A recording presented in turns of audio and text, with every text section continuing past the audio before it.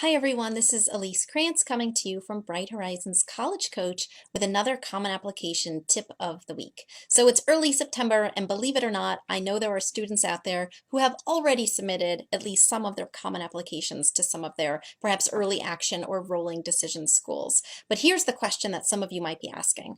If you find an error in an application that you have already submitted, what should you do?